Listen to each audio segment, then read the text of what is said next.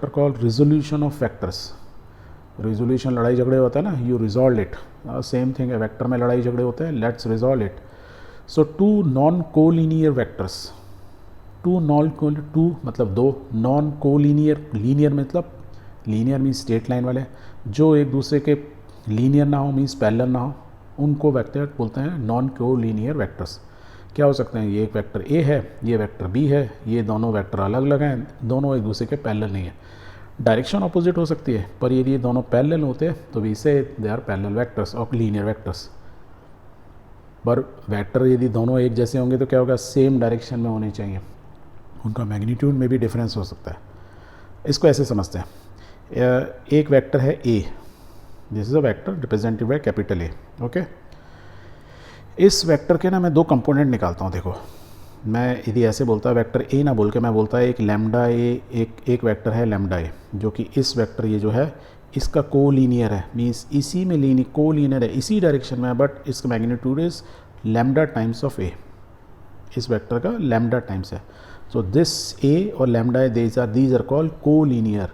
ये दोनों को लीनियर है, जबकि ए और बी क्या है, नॉन को लीनियर वेक्टर्स हैं, दोनों एक लाइन में नहीं है. ओके, यदि ये ऐसे है और मैं यहाँ से एक वेक्टर और ड्रॉ कर दूँ इस पॉइंट से, यदि ये ओरिजिन है, ये ओ से क्यू आया है और क्यू से मैं एक वेक्टर यहाँ ड्रॉ कर दूँ ए तक, let's say this is a point, इसका जो हेड है वो पी है, तो वो it is parallel to this vector B.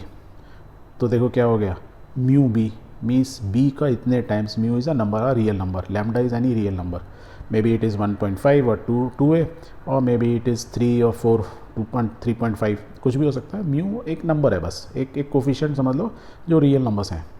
So I can से, यदि मैं इसको देखूं, और हम को लीनियर क्यों बोल रहे हैं कि B is collinear to with mu B और A is collinear with lambda A, या उल्टा lambda A is collinear with this, इसका लीनियर है और ये इसके लीनियर मीन्स पैरेलल है, जबकि ये दोनों वेक्टर्स दे आर नॉन को लीनियर वेक्टर्स. तो हमने क्या किया, एक बड़े वेक्टर को, ए वेक्टर को, जो बड़ा वेक्टर है उसको दो पार्ट में डिवाइड कर दिया, सच दैट दो हमारे पास रेफरेंस थे, दो रेफरेंस थे, उनके मल्टीपल्स में डिवाइड कर दिया. तो I can write main vector A is a sum of lambda A plus mu B, lambda A plus B, यही तो होता वेक्टर. एक वेक्टर, ये वेक्टर और ट्रायंगल मेथड से या हेड एंड टेल मेथड से ऐसे ही तो बनाते हैं addition of vector. So this is correct. समझ में आ रहा नहीं आ रहा, दोबारा सुनो. हमारे पास दो रेफरेंस के लिए वेक्टर है जो कि नॉन कोलिनियर है, जो कि पैरेलल नहीं है. एक तीसरे वेक्टर को हमने इन्हीं वेक्टर के डायरेक्शन में उसको डिवाइड किया, and then we can say the third vector is sum of lambda A plus mu B. ऐसा बोल सकते हैं, इसमें कोई गलती है, कोई गलती नहीं है. That means we can say vector A has been resolve into two components, lambda A and mu B. Using this method one can resolve a given vector, resolve कर सकते हैं या डिजॉल्व कर सकते हैं, दो पीस में डिवाइड कर सकते हैं into two component vectors along a set of two vectors. यदि हमारे पास सेट ऑफ टू वेक्टर्स हैं, उन डायरेक्शंस में हम किसी एक वेक्टर को, जैसे ये बड़ा वेक्टर ए को डिवाइड कर सकते हैं. ठीक है, दो हों या दो से ज़्यादा भी हों, तीन होते तो मे बी एक ये है और एक मान लो ऐसे इस डायरेक्शन में होता, फिर ऐसे कर सकते थे, तीन में भी कर सकते थे. तो रेफरेंस के लिए आपके पास यदि वेक्टर्स हैं तो किसी भी वेक्टर को उन रेफरेंस को यूज़ करते हुए आप कंपोनेंट में डिवाइड कर सकते हैं मेन वेक्टर को. यहाँ तक क्लियर? नहीं क्लियर है तो लोग के इसको दूसरे तरीके से समझते हैं. And the most important thing in ये जो भी कुछ किया है, all the three lies in the same plane, means ये सब जो हैं एक ही प्लेन में है. मीन्स ये जो स्क्रीन एक जो है आप देख रहे हो, ये एक प्लेन की तरह है और उसी प्लेन में, ऐसा नहीं कोई ये स्क्रीन से बाहर निकल रहा है, स्क्रीन के अंदर जा रहा है. ये चीज़ इंपॉर्टेंट याद रखनी है. So let's take one plane. तो एक ग्राफ इज़ अ प्लेन, हम ये बोल सकते हैं. उसमें हमने दो एक्सिस ड्रॉ किए, कौन कौन से, X axis and Y axis. और इस ग्राफ में हम एक पॉइंट लेते हैं, से दिस पॉइंट P. इसके कोऑर्डिनेट्स क्या होंगे, देखो हमको कितना चलना होगा, इधर 1 2 3 and then vertically I have to travel 4. तो I can say the coordinate of this vector is 3 4. और इस कोऑर्डिनेट पॉइंट P को यदि मैं ओरिजिन से कनेक्ट कर दूँ बाय अ वेक्टर, तो this is a vector OP, या मैं इसका नाम बोल दूँ R वेक्टर, कह सकते हैं. सो R is a vector which is in this direction. जहाँ वो एंड कहाँ पे होता है, at a coordinate 3 and 4। Start कहाँ से होता है, 0 0 से। यहाँ तक कोई confusion? So this is our vector. Very good. यदि मैं इसको कहूँ कि हम 3x एक्सिस की डायरेक्शन में चले, then if I travel 4 units in this direction I will reach this point. यही मैं बता रहा था आपको। तो मैंने अब उसको क्या किया, ड्रॉ कर दिया।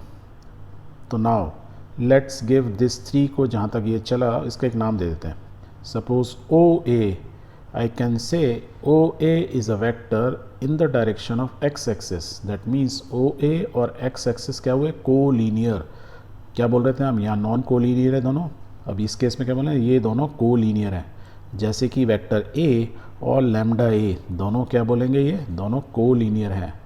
जैसे B और म्यू बी, ये दोनों क्या है, कोलीनियर है, सेम डायरेक्शन में। The only thing is the magnitude difference है। जैसे एक्स एक्सिस और OA दे आर कोलीनियर। और यदि मैं AP की बात करूं, this is another vector which is क्या है, देखो सेम डायरेक्शन में एज एग्जैक्टली सेम, जिसमें वाई डायरेक्शन है मेरी, एक्स एक्सिस वाई एक्सिस है। तो I can say AP is collinear to Y axis, बोल सकते हैं। और यदि ये दो वेक्टर है OA AP, तो वेक्टर R या वेक्टर OP को I can represent this way कि vector R is sum of vector OA plus AP। ये प्लस ये, यही तो हुआ। हेड एंड टेल मेथड भी देखो फॉलो हो रहा है। यही किया था देखो हमने यहाँ पे। वेक्टर A के यदि कोलीनियर वेक्टर ले लिए with respect to 2 given vectors this and this, तो हम लिख सकते हैं दो component A is equal to lambda A plus mu B. यही था। पर उस केस में हमने जो कोलिनियर वेक्टर बनाए थे, ये दोनों ये बनाए थे इनके रेस्पेक्ट में A और B के, जो कि एक दूसरे के परपेंडिकुलर नहीं है। पर इस केस में हमने दो वेक्टर क्या लिए हैं, वाई एक्सेस और एक्स एक्सेस, उनके कोलिनियर बनाए। तो ये करेक्ट है। तो हमने रिजॉल्व कर दिया वेक्टर को, वेक्टर R को दो पार्ट में। ओके, नाउ एक चीज़ देखो कि दिस इज़ अ ट्राइंगल। इस ट्राइंगल में हमको सारी वैल्यू मालूम है। OA को यदि मैं बोलूँ इसका मैग्नीट्यूड क्या, वेक्टर OA का, तो I can say vector OA का magnitude is 3, modulus of OA is 3।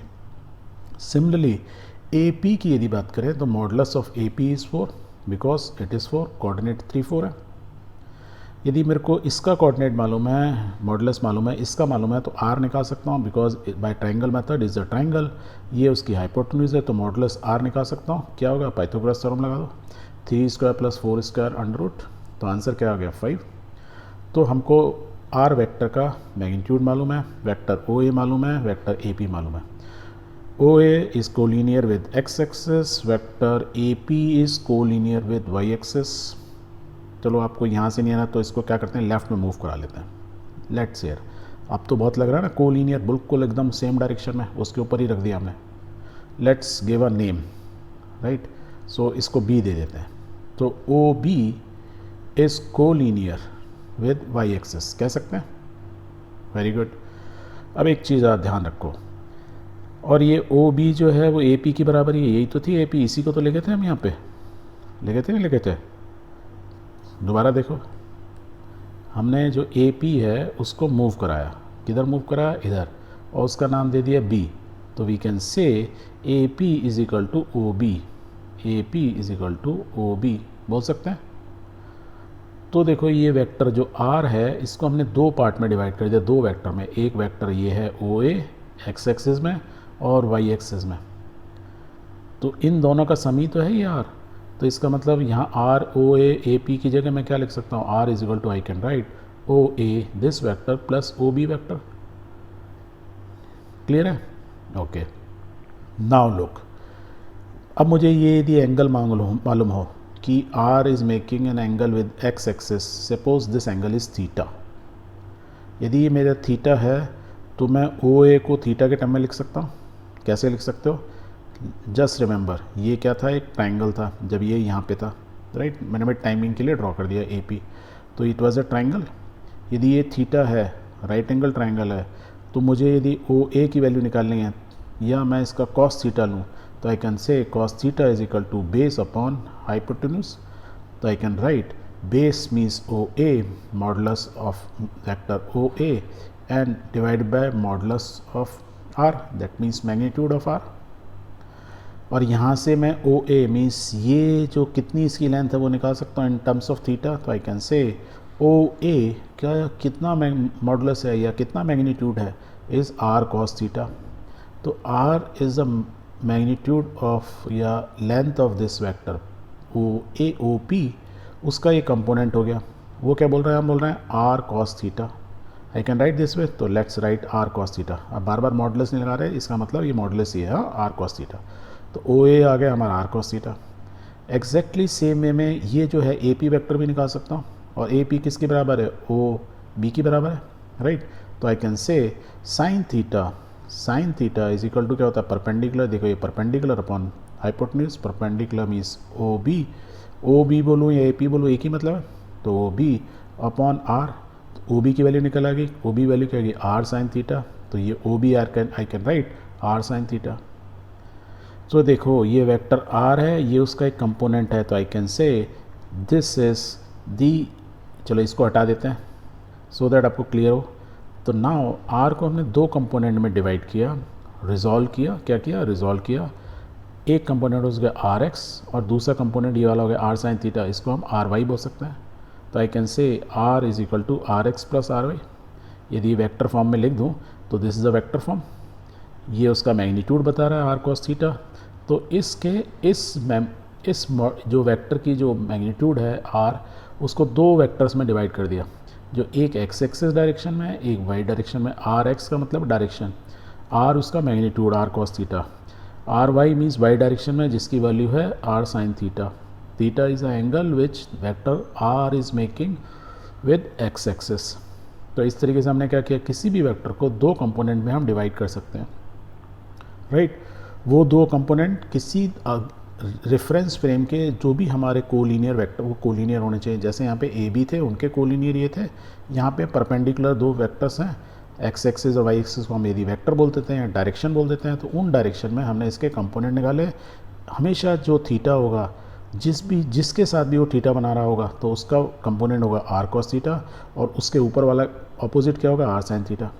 Suppose मैं इस ऊपर वाले एंगल को थीटा बोल देता, इसको नहीं करता ये, तो आर का ये कंपोनेंट क्या होता, आर कॉस थीटा, और इसका इधर ऑपोजिट क्या होता, आर साइन थीटा। अब ऐसे भी करके निकाल, देखो ये इसको यदि मैं जोड़ दूँ और मैं इसको थीटा में लूँ, राइट, तो ये क्या होगा, परपेंडिकुलर अपॉन हाइपोटेन्यूज, तो चेंज हो जाएगा ना। तो आप करके देख लेना। तो हमेशा याद रखना है, जब भी किसी वेक्टर को हम रिजॉल्व कर रहे हैं एक्स एक्सिस और वाई एक्सिस के साथ, तो जिसके साथ भी थीटा होता है वो कंपोनेंट आर कॉस थीटा होता है, और उसके ऊपर वाला ऑपोजिट वाला आर साइन थीटा होता है। ये ऐसे कर लो, यदि ये थीटा है तो ये क्या होगा 90 माइनस थीटा, तो आर कॉस 90 माइनस थीटा लिखता मैं, और 90 minus theta is equal to sine theta. Clear? यदि ये क्लियर नहीं हो रहा, थोड़ा टेक्नोमेट्री पढ़ना तो आपको क्लियर हो जाएगा। Very good. तो we can say the vector R is sum of two component in X and Y direction. Exactly same way में, यहाँ तक clear? So this is called resolution of vectors.